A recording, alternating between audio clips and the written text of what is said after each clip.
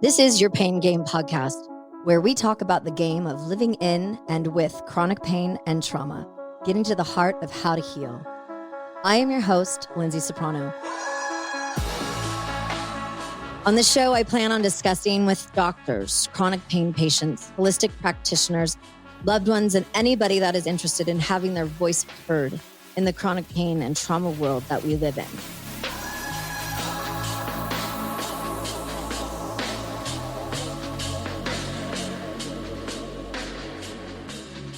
So it is no surprise to anyone that has listened to this show that I am loud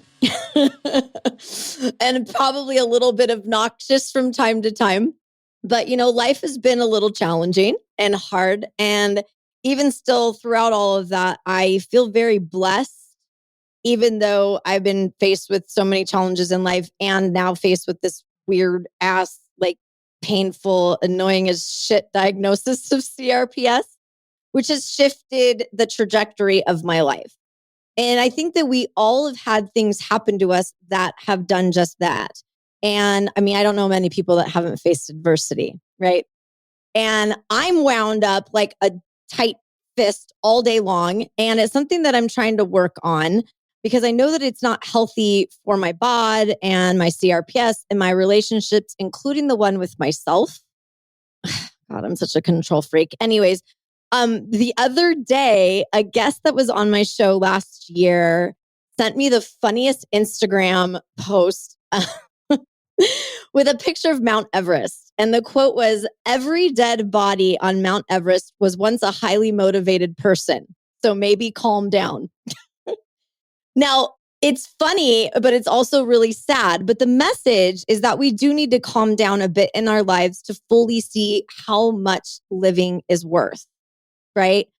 And calming down doesn't mean that we're not living our life at full volume. It just means that we need to be a little bit more gracious and a little bit more grateful and more present. And sometimes being present is really hard. And I know that it is. And so one of the things about this love child of mine, this podcast here, is that you, my guests and listeners, make me get out of bed every day to do this thing. And at full volume, because you never know when you're going to meet people and what kind of impact these people are going to make in your life. And my guest today lives her life at full volume, hard stop. And her story is filled with tenacity and grit and noise and, oh shit, what am I going to do? And you're just going to love her. So without further ado, I'd like to introduce you to my wild and crazy and amazing guest today, Fitz Koehler. Hey, babe. Lyndsay. Hello, Lyndsay's friends. We are here. Oh my gosh. You are a self-professed noisy, bossy babe, and I love that about you. I couldn't think of anything more accurate and obvious. So you got to roll with it, right? We do have to roll with it. So Fitz is an author of multiple books, and we're going to get into that too. She's a keynote speaker. She's a professional race announcer, which is so awesome. I went through all of your Instagram stuff and watched some of these little videos of everybody, the things that you do throughout the race and at the finish line, and what you do for these people is pretty amazing. And she also hosts a popular podcast called The Fitness Show. It's hard to say because her name's Fitz. Get it, guys? Fitness. The Fitness Show. So, all right, my little hottie toddy, I'm going to roll out the red carpet for you to share your little juicy story that did try to silence you. Yeah. So it started Friday, December 28th of 2018 with a clean mammogram. Yeah. Take it from there. Yeah. Yeah. So I showed up like a good little girl and got my mammogram, and I walked out with a clean bill of health, sparkling clean mammogram. Hooray. And I'm also the person who goes to the dermatologist every year and gets my gyno exam. And I do all the stuff. I'm diligent. My attitude has always been, hey, if I even had one cancer cell in my body, I'd like to know about it so I can crush it right away. So clean mammogram.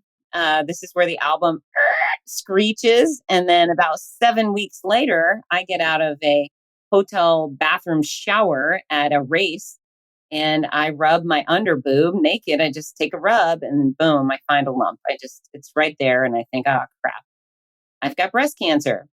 And so within 30 seconds, I was on the phone with my doctor's office saying, I found a lump. I need to come in. And they said, can you come tomorrow? I said, no, I'm running a race tomorrow.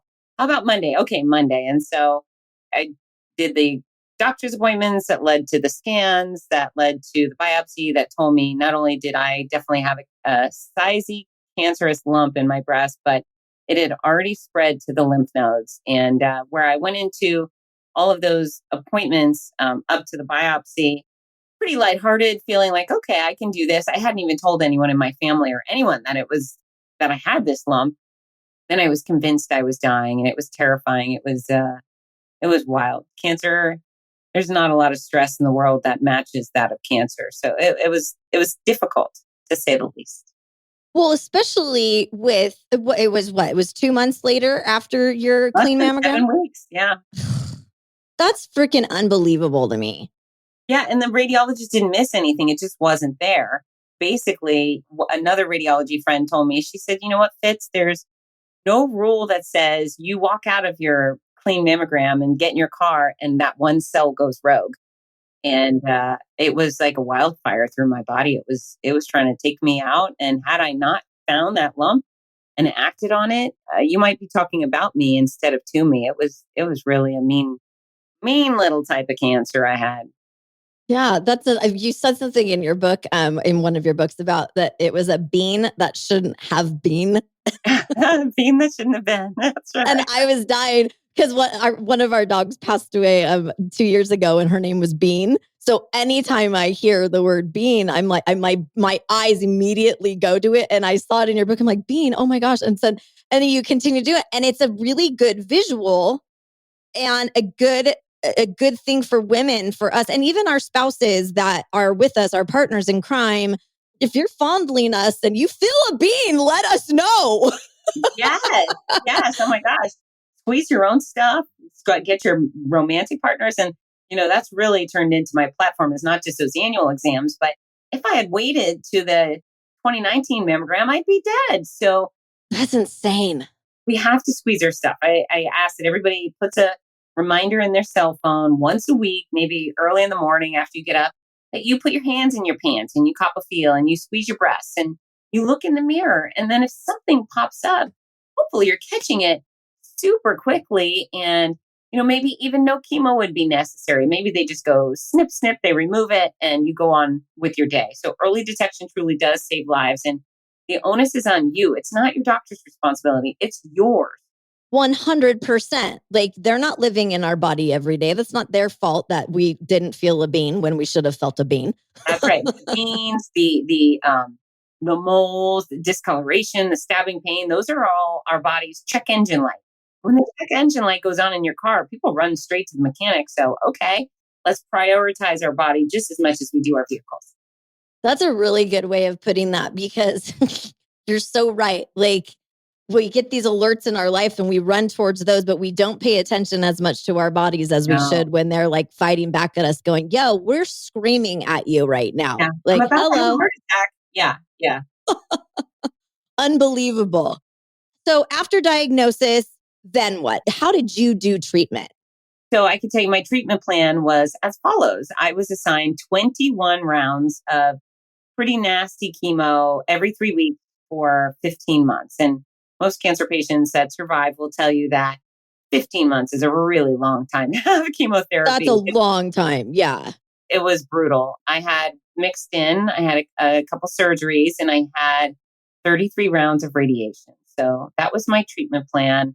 First 6 rounds of chemo were the most god awful. They were Taxotere, carboplatin, Perjeta, and Herceptin, which, as I've been told, is the most toxic combination of chemo drugs they give anyone. I don't know if that's true, but that's what I've been told by oncologists. They say there's nothing else next to Taxotere and carboplatin, but they wreaked havoc on me. I have friends that do okay with those drugs and they really feel like mousy and tired. I freaking exploded. Like every ounce of my digestive system went through a cheese grater. I was sick all the time. I was dehydrated because of it all the time. I had IV fluids almost every day of the week. My taste buds were gone. My hair fell out. And, everything went wrong. And then when I got off of that mean concoction. I went into a drug we nicknamed Godzilla for 10 months. And that one was less mean, but still mean. And that's where I lost a lot of weight. That's where I turned into a little skeleton. But Well, and you're what I teeny see, anyway. yeah. Yeah. So I'm a trim person who lost 11% of her body weight. I was so scrawny and weak and all of those things. So yeah, it was a rough road, but I made some fantastic decisions that made the experience pretty cool. And I would like for you to talk about those decisions because I think it is so important. Because, like, we hear about all these healthy people that are active and they eat right and they do all the right things. They still get cancer. Yeah. They still get sick. Yeah. And so nobody is like, nobody's safe. That's right. That's right. Nobody is immune to cancer. Nobody is safe in that regard. We can't live like that, though, that we're always living because I have safety issues for different reasons. But We can be diligent because yes, absolutely. And I think that that's super important. In fact, this morning I went onto Facebook and one of my girlfriends from high school, she was diagnosed with breast cancer and we're in our mid 40s. And she posted up that she's cancer free today. oh, And the correlation of it today with me seeing her and then our episode today, it just was like, oh, it makes me so joyful because you are cancer free. yes, And that's pretty fucking awesome. yeah, fucking is. It's really fucking awesome. So, okay. So, attitude and grit gets us through a lot of stuff, right? And I've got it because I have to be just like you did. What are these decisions that you made that helped traject you into who you are right now because of that? Because you make it very, poignant about the fact that you did make these certain decisions along the way. Yeah. So it's three decisions and a mantra. So the first one was to have perspective. So once my doctor told me, hey, you're not going to die of this, it's going to be hard, but you're going to survive. I made choices like we all do. We all have the opportunity to react to whatever shit show we're thrown into.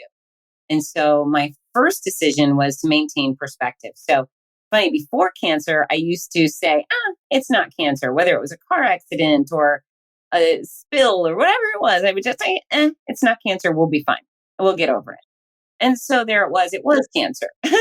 And so, damn it, there goes that mantra. And so I had to Yeah, no kidding. refocus and I'm so pragmatic. So what I decided was, number one, I'm not a kid with cancer. And that is probably the saddest thing you've ever seen is a 4-year-old with a bald head and a port. So lucky me, I wasn't a child with cancer and it wasn't my child with cancer, which anything that happens to Ginger or Parker is infinitely worse than anything that could or would happen to me. So perspective, I instantly went from it's not cancer to not a kid with cancer. It's not my kid. I'll be fine. I'm going to put on my big girl panties and I'm going to figure this out. Number two, my passions. I committed hardcore upfront before I knew what was going to go on with me. To my two greatest passions were number one, my kids. If they had a show, a sport, a ceremony, I was not going to miss it. I just committed up front. I was going to be there from hell or high water. I didn't know what was going to go down, but I wasn't missing those things with my kids. And I was able to hold to that. I also decided I was not missing my career. Now, my career is unique. It's demanding in a unique way. My career requires me to get on airplanes almost every weekend of the year and fly across the country to go make very happy noise to host tens of thousands of people sometimes who are running short distances or full marathons. It's a physically demanding job the way I do it, but it's filled with so much joy. It is the happiest place on earth for me. And the thought that I would sacrifice these extraordinary stages that I had earned my rightful spot on to cancer, let cancer take that from me was absolutely unacceptable. There was never even a second where I thought, gee whiz, I'll stay home. I knew if I stayed home, I would have just cried the whole time. And the reality is, if I stayed home, all I would have been was sick.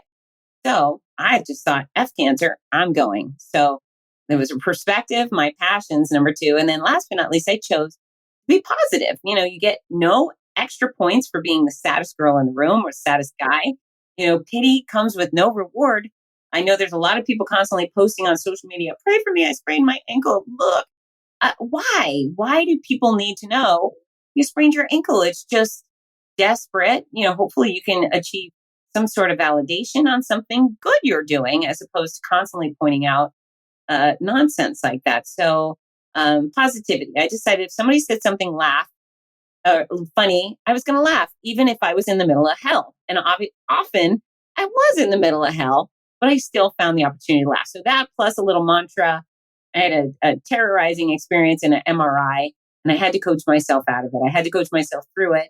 And what I kept doing in that very horrible little MRI machine as I was pinned down by the boobs is I kept telling myself that, Fitz, you've built an international business, you've raised two great kids, you used to be a competitive kickboxer, you can do hard things. And I kept saying that to myself for 40 freaking minutes. You can do hard things, you can do hard things. And eventually I had said it enough that I was out of that machine. I survived it. And so anytime I sat down for one of these scary medical procedures, I would coach myself up. I would talk to myself a little like a crazy person, but I would say, you can do this, Fitz Koehler. You can do it. I talk to myself in the third person. So those were decisions I made that paid off in spades. I had no idea what I was actually deciding for myself when I made those decisions, but holy mackerel, instead of sinking, I soared. It was awesome. I I love you so much. We do have to do, because our personality types, it's hard when you're our kind of personality type that has a lot of energy, that even when we're in our lowest despair moment, I'm still like, okay, I've got this. Like I have no option right now but to freaking figure it out right now. And it sucks and it hurts and it's painful and it's sad and it's crippling and it's all of these things. But it is my life's gift. Yes. I almost think that part of me is broken. Like, I don't know how to feel pity for myself. I don't know how to give up. I just don't know how. It's not an option. I mean, and it's just like a quote, but I don't know how to throw in the towel. Yeah.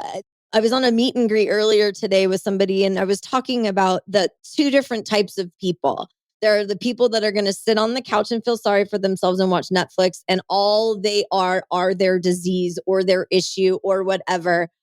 You are not cancer. You just had cancer, right? Right. I am not CRPS. I have CRPS. So Yeah. I broach my mornings with, and I talk to my legs, Thelma and Louise, right? And I'm like, all right, girls, we're going to Giddy go up. out there today. If it ends up driving off a cliff, we're going to have fun while we're doing it, because there's no other option. Yeah. Not for me and not for you. It's so funny as you say that. One of my chapters in Noisy is called, in the books, My Noisy Cancer Comeback. It's one of the chapter is called The Thing with Pink Ribbons. And so before my diagnosis, I'd worn pink ribbons on many occasions to support some friends, to support the cause. The second I was diagnosed, they made me recoil. I just was like, nope, not putting that on. Nope. I couldn't figure it out, but people kept sending me all these gifts with pink ribbons, and I would just give them to my daughter or pass them along.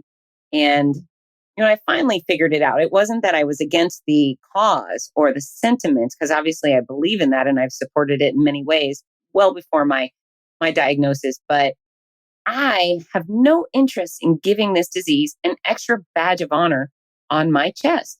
It's already left its scars. It's left my head bald. It's left all sorts of marks on Fitz Koehler. I'm dinged up. That's fine. But I'm not wearing the rah rah breast cancer t-shirt that's like, I'm the breast cancer warrior. And I know so many women and men love that stuff. And I'm happy it makes them feel stronger. For me, it makes me feel weaker. It makes me feel victimized. And I say no. And whether I'm right or wrong on that doesn't really matter. It's about doing the thing that feels right for ourselves. And so if you love the pink warrior shirts and you want to wear those every day and that makes you feel good, go for it. But I made this decision. I'm probably the only human on earth who's had breast cancer who rejects wearing pink ribbons. I'm probably the only psychopath who feels that way, but it suits me. It suits me. No, you're right? not a psychopath. And I identify with that because for CRPS, there are these orange ribbons, right? And they hand them out like hotcakes. And I actually, every time somebody will send me something, and I know it sounds terrible, with a little ribbon on it, I toss it. Yeah. Yeah. And it's not because it's the same thing. I thank you for the sentiment, but I don't necessarily want to walk around all day long with people feeling sorry for me. Right. And that was part of it for me. And it was hard when I had to transition from being a full-time walker, standing up to being a part-time roller, right? Right. In my wheelchair. And at first it was, I didn't want people feeling sorry for me. That was my like proud control. Like I will freaking not do it. And my sweetie was like, I don't think you understand what this will do for you though. It will enable us to go do stuff together. Oh, yeah. Yeah, the tool. Hello. It's a tool. Yeah, it is. And, I think, I don't know if you remember, but on our meet and greet, we talked about adaptive things for me to be able to get into when it comes to exercise and being outdoors, because I'm struggling with that right now, big time. That I used to be exercise and yoga and hiking and biking and all of that. And you had said something that stuck with me. Sorry, I'm crying. I told you that's why I had my tissues. Okay. You had come into my life for a particular reason because you have so much access to all of these kinds of races. Do you remember? Yes. Yeah. And I sat with that over the holidays because we talked, like I think it was like December 2nd. And I thought about it and I was like, I've been really holding back on biting the bullet to do something like that. And you made me want to do this. So there you go. So you know what these tools will do? They will unleash you. These are things that were designed to allow Lyndsay to play. Right. So, I know it's a transition, right, from going to one thing to the next thing, but make the freaking best of this next thing. I mean, I remember when I used to kickbox. I don't know what made me think, but I saw someone who had lost their foot, and I thought, gee, if my foot was cut off, I wonder what kind of foot they would make me for kickboxing. I never even thought I wouldn't be able to kickbox anymore. I just thought, oh, they're going to have to make me a foot.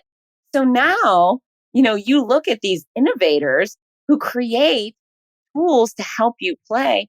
And there's all of these badass, brilliant, fully capable athletes. Gosh, I wish I could remember. Wendy Larson is one of my favorite chair athletes. Wendy's got it going on in every capacity. When she races the Boston Marathon, she does it in a chair. She's still freaking racing the Boston Marathon.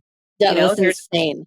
Yeah, I mean, there's all these people and they're intelligent and they're successful and they've got great relationships and they go out and they play. I mean, there's just so many people doing so many cool things. So I hope you and I become that bridge for you to go experience athletic adventure again, because it's waiting for you and you should not deny yourself. Yeah, it's killing me. I mean, it just is. I'm just like, I'm not a person that sits around. I'm just not. And I still move and I groove and I do the best that I possibly can. But I'm like, with this disease, the amputation can be part of it, right? So there's this like little like angel on one side and devil on the other side going like, ooh, your legs might be amputated. I have like crazy nightmares about it, about my legs being chopped off. And then I see these women that are like snowboarding and they're Olympians and they're dancing on Dancing with the Stars with blades for legs. And I'm just like, wow. Because I don't really sit and like feel sorry for myself. This is not who I am. I mean, I have my moments, but Sure. I mean, we all do. We're human beings, but I'm just like, I'm going to do that. Like I am going to do something here with this. And you really helped me. I was at this really interesting point when we talked where I was feeling like, God, I'm never going to be able to be active again. And our conversation, you flipped me. And I just wanted to thank you for that. Well, thank you for being flippable. Thanks for not being a stubborn mule. Thanks for being flippable. Thanks for being open, right? Well, we have to. I mean, we have to be in life, because if we're not, then like I talked about in the beginning, then we're not giving ourselves, our lives, these beautiful bodies that we have, we're not giving us full volume. We're not being present in what we have. Because I'm like, oh, well, I'm having a bad pain day today. Okay, well, great. Every day's a bad pain day. Right. Some days are a little worse than others, but whether it's dragging your IV pole to a soccer game or whether it's rolling down to, in Rome on the Colosseum, then that's what you do. Yeah. Yeah. All of the above is better than doing nothing. Absolutely. Outside of your family, like, did you get involved in any forums and any groups? And what were your experiences with that? Yeah, so I was really particular. So when I was diagnosed, I mean, I would have kept all of it private for the fact that I was going to show up bald, right? I went from waist length hair to this bald head, and I never wore a wig. So people were going to figure it out. So I made this bold announcement. Like I just got on video and I just said, hey guys, listen, this is bad news, good news. I have cancer and it's curable. I'm going to be fine. I'm going to show up where I've promised to show up and do my job. You will see me. You're not allowed to pity me. You can root for me. But that's how it went. What I found is when I revealed what was going on with me, I had all of these messages. Some of them were super strange, but it all came like, "Oh, my sister's best friend's aunt has it. I can put you in touch." And my cousin's teacher has this, and she says this. And really, what I didn't want is unsolicited advice. I didn't want that. Yeah, yeah, yeah. I had two friends, one of them who had just gone through it, one of them was going through it at the time. And I just chose that they were going to be my resources, those two friends. And I really put my blinders on to other things. I had looked at some online groups. Some of it got really dark, and that Mhm. wasn't beneficial to me. Now, in this interview, people might feel like, oh, she's so cocky and bold about it all in some regards, but I also cried every single day. It was the stress of cancer is just, it's unbearable. And it weighed heavily. And it wasn't just, okay, I have cancer. It was this new appearance of mine. I wasn't worried about like, what do people think of me? But I felt like I was living in a Halloween costume. I looked like Voldemort. I had no eyelashes. I had bumps. I had ogre bumps. Had rashes on my bald head. I was scrawny. I became a shell of who I was. It was very difficult. But yeah, as I was watching myself waste away, it wasn't helpful to hear another breast cancer patient say, blah, blah, blah. He told me I'm going to die or whatever. I thought, oh, I just got to protect myself from that type of experience. So I did. I battened down the hatches when it came to breast cancer talk and only leaned on a special few for guidance. And I needed it sometimes. I would call and say, what do I do with XYZ? And they gave me some great advice. That's wonderful. And I share that with you in that I didn't, I didn't really talk much about my CRPS at all. Like here and there, I went into a very dark spot where it was not good. It was, they call CRPS the suicide disease. Yikes. Yeah. Not you, Lyndsay. No, not at all. But I did have a time where I call it writing letters. Yeah. And it was very, very dark. I was like, this is too fucking painful. This is too painful. I'm not going to live like this. And pulled myself out of that with the help of my sweetie and my best friend and so on. But I didn't talk to anybody about that. Never until I kind of started talking about it on this show. Because I think that it's important that we do talk about that sadness and that despair that we go through in challenges like what you were faced with and things that I'm faced with and other people are faced with, where we just want to give up and throw in the towel because it's like, but you're amazing in that, like, you didn't even have that thought ever, right? Suicide? Yeah. No, I Yeah. definitely Not did a not. chance. Yeah. No, I definitely did not. But my tears came normally alone, and I would cry in my bathroom, or I would sit in my car and I would cry there, and I would just get it out, and then I would dry my tears, and I would like pick the kids up from school or whatever it was, get on with it. Yeah. Well, I love you for that. And you have shown your children too that tenacity and that the way that you went through it, I think is really admirable for your children as well. So, what are you doing for like checkups? Where are you at with that as far as follow up and anything in that regard?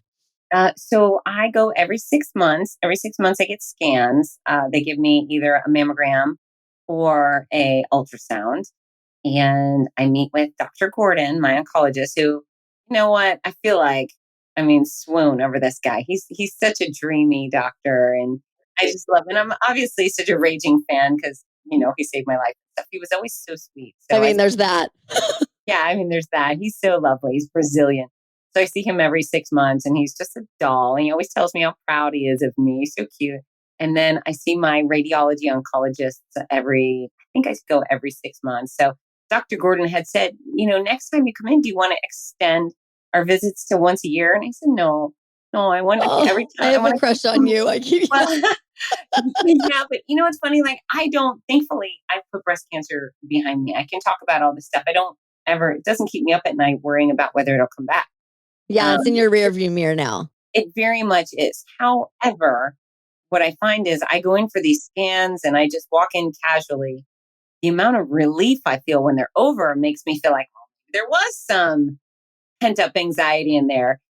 So it's just nice to have the doctor squeeze your boobs or look at your boobs and come out and say, you're still good. Just it's priceless for me, for him or them. Say, you look great. And you didn't have to get yours lopped off. I did not. I had the lumpectomy. I feel really grateful I did not have to have the full mastectomy because that's a big deal surgery. And it's not usually just one surgery. Quite often it's 10, 11 surgeries to reconstruct. And, my heart goes out to the people who have to do that. It's not a good time. You had mentioned briefly about how, you lost all your hair and you went bald. And there was a part in one of your books that I read about walking by like ponytail holders that you had said, what did you say? That like Broke it my ripped heart. your heart out. Yeah. Yeah. I totally understand. I lost my hair as well and had to shave my head and all this baloney, blah, blah, blah. But I have the same feeling when I read that part. I feel the same way about shoes because my feet, I'm like, everybody's wearing these beautiful shoes. Everybody's in these beautiful high heels and they're this and they're Yeah. that. And I'm just like, and I'm constantly watching people walk and like I'm driving down the road and all I'm looking at is feet and legs and all of that. And I'm so obsessed with it. And when we went to France in December, we went to the Moulin Rouge, like the actual Moulin Rouge. And it's hysterically funny and stupid, but absolutely awesome at the same time. And I was like, I am going to wear heels to the Moulin Rouge, even if I'm in my chair.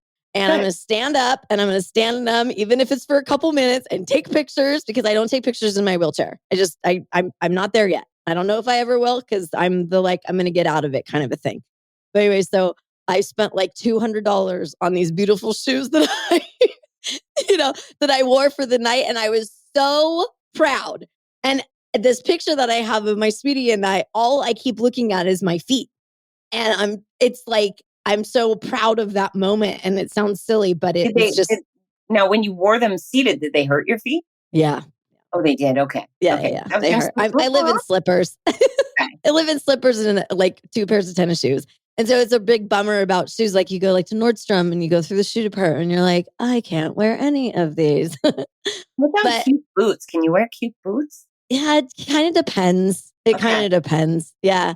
My feet feel like, they're made of gravel and Legos and glass and coal and hard stuff and soft stuff and hot stuff and cold stuff all at the same time. So it's challenging. But I love that you are alive. Thank you. Yeah. Pretty cool, man. You know what? I look at my dog. It's funny obviously the kids, there's a million reasons I wanted to be with them. And that was the fear. So I was afraid of dying for sure. The thing that really it was agonizing was losing their lives. I just so desperately want to be with them, even when they're cranky, even when they're difficult. They're the things I want the most. And, but I also have this dog. So now I have a second dog, but my lab mix Piper, she's half lab, half greyhound, half princess. She took such great care of me. When I was 6, she knew it and she never left my side. She was so doting. And, I was assured a cure, but, sometimes people die from an allergic reaction to chemo or in surgery, or maybe they get an infection from a feeding tube or something. And so I still had fears in the back of my mind. And I get really worried about my dog. I kept thinking she wouldn't understand. That was one of those things that just really weighed heavily is Piper. And thankfully, she didn't have to go through that. But I am so happy I'm here to continuously pay Piper back for that year and a half where she doted on me. Poor girl she gained 5 pounds from all of our rest and her lack of fun. She's an angel. She's an angel. I'm really worried about her. I worry about all of them, but yeah, I'm glad I'm alive. So glad. I'm so glad you're alive. Yeah, me Yay, too. life. Yay life, full volume, full tilt, like that's it. So but before we go, because I know we're running out of time here, I want you to talk really quickly about your Morning Mile program. Okay. And a little bit about what's going on with your books and all of that stuff, because I know you've got so much going on. All of it will be in show notes and in social media and all of that. But if you could just share, the Morning Mile program thing is really neat. Thank you. So the Morning Mile, I believe I launched it in 2010, and it's a before school walking running program that invites every child to participate every day of the school year, along with their family and the faculty. So the school allots 30 minutes before school in the morning. They play music, and the kids, everyone's welcome to just come. Come, they can walk really slow for one lap, grab their backpack, go to class, or they can stick around and do 4 miles in 30 minutes and run real fast and go to class. It's all encompassing fitness. It costs them nothing to participate. The program is sponsored by generous individuals and corporations. It's not only a great way to teach kids to start every day in an active way, but it helps turn on their brain so they learn better. They exert their youthful energy so they sit still and behave better. It's a win, win, win. There's no choreography, no coaching whatsoever. All the school needs is one warm bodied adult that has no responsibility other than to bring out the equipment. And then the program manages itself. So it's easy peasy. And there's absolutely no reason why every school in America at least shouldn't be doing it. So hopefully people will visit me at morningmile.com to get more kids moving in the morning. So thank you for asking about that. I'm incredibly proud of that program. Yeah, I'm proud of you for it. And there are so many kids that and unfortunately, everybody's looking down at their phones and they're playing video games. We didn't have any of that stuff. It was like, get outside. We'll see you when it's dark. Yeah. Yeah. Go play, go ride your bike, go be active. That's how we were raised, Yeah. and so many of these kids are not raised that way. And it's very sad. And then, they get rid of performing arts programs and dance programs and music programs and health programs and PE. You're like, what are we doing? Yeah. I don't care about algebra. Right. Screw algebra. Take that as an elective. Let's do something healthy no matter what. I don't know why health is an elective. It's ridiculous. This is one of those things that can be done when it's super cold, when it's super hot.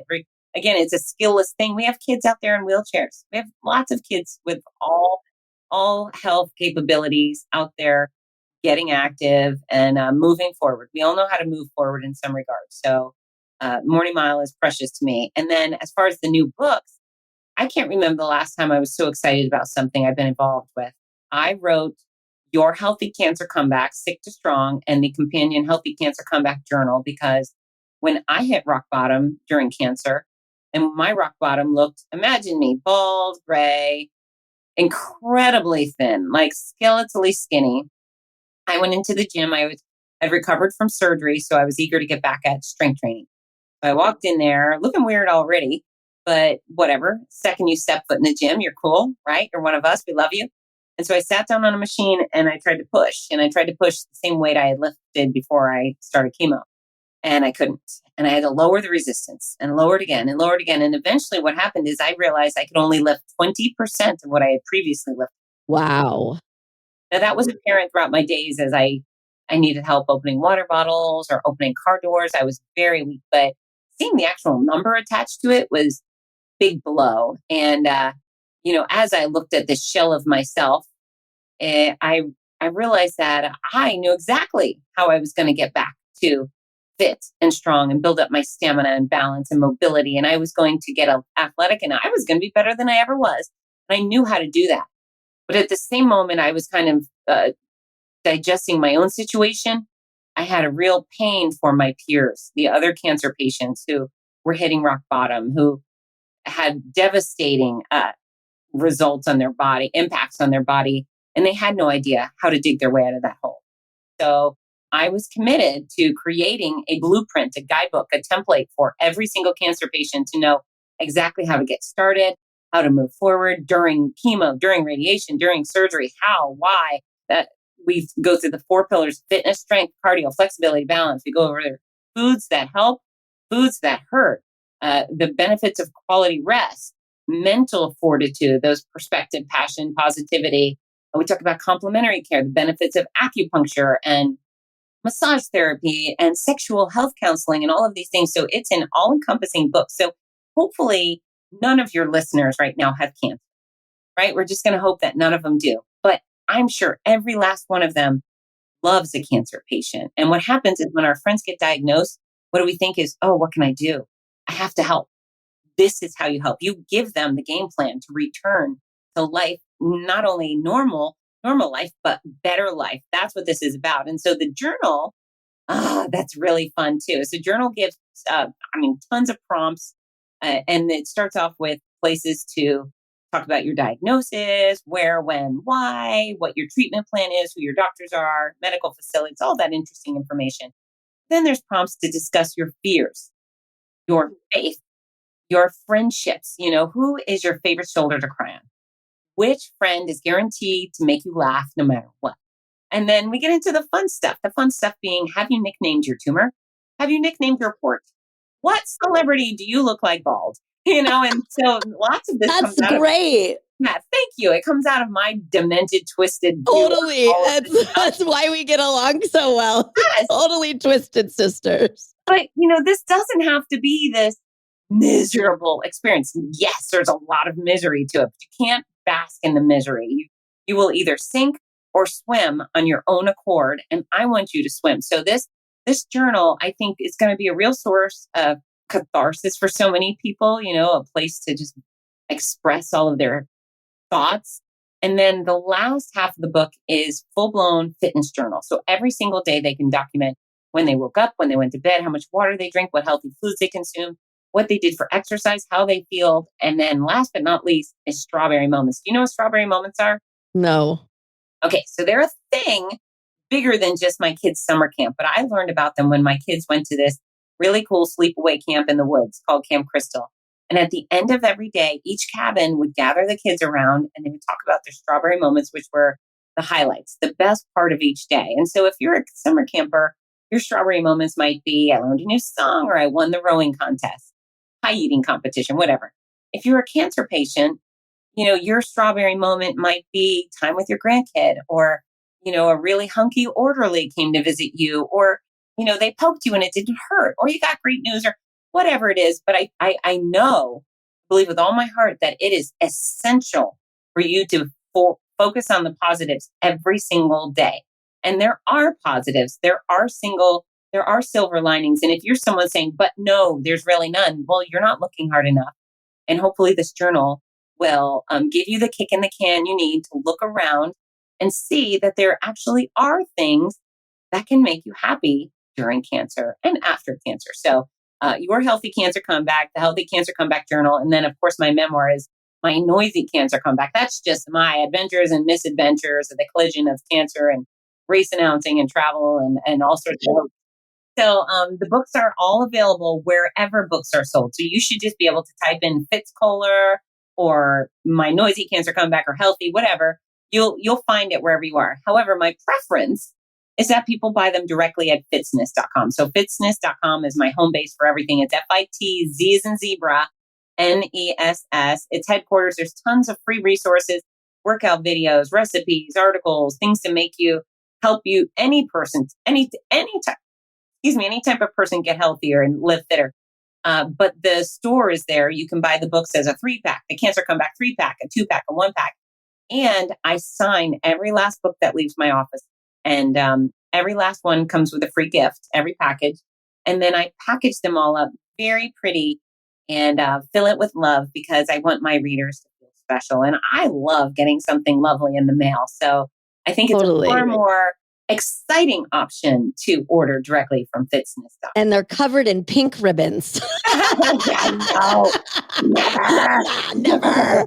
You will not see a pink ribbon in this box.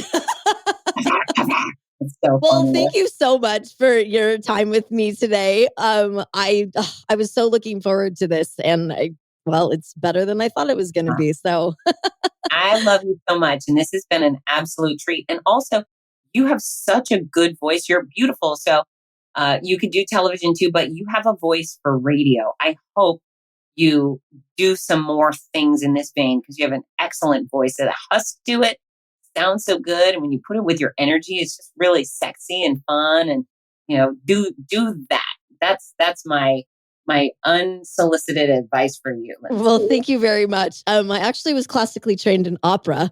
So I do have a little bit of vocal training. And then my sweetie's in broadcasting. So I kind of just by proxy kind of moved into this world so that we could continue to have the same interests. And but yes, thank you. That was definitely the strawberry of the day. Thank you. You're welcome. Well, without, I mean, I could just keep talking to you, but I think our message is squeeze your stuff. Yes. Exactly. Squeeze your stuff. And is there anything else that you want to say before we kick the can down the road? You know what? For everybody, remember you can do hard things. Prepare your body to do battle today with health and fitness because you never know when illness or injury will strike, and you'll be far more likely to recover and rebound if you're healthy and fit going into any sort of crisis. And then last but not least, I am also on social media at Fitzness. And, if you follow, I promise to provide some quality content that you'll enjoy and that will help you live better and be better. But what I prefer is that you reach out and you comment and say, I heard you on Lyndsy's podcast. I want to say hello. I would much rather have a whole bunch of new friends than just followers. So let's actually connect. I agree with that. That's a really good thing to say. And I appreciate that too. And vice versa, because it's the engagement and it's the conversation that's important. Just liking something doesn't do anything for any of us. I will put all of her stuff on social media as well as my website as well. And squeeze your stuff, ladies and gentlemen. Love you. Love you. You are exclusively invited to share this squeeze your stuff, hell of a ride, VIP pain journey together. Let's get to the heart of how to heal with you by my side. Please follow the Pain Game podcast wherever you digest your podcast content. We will be there. Visit us at thepaingamepodcast.com and follow us on all the socials. Thanks for listening, my little VIPs. Catch you on the other side.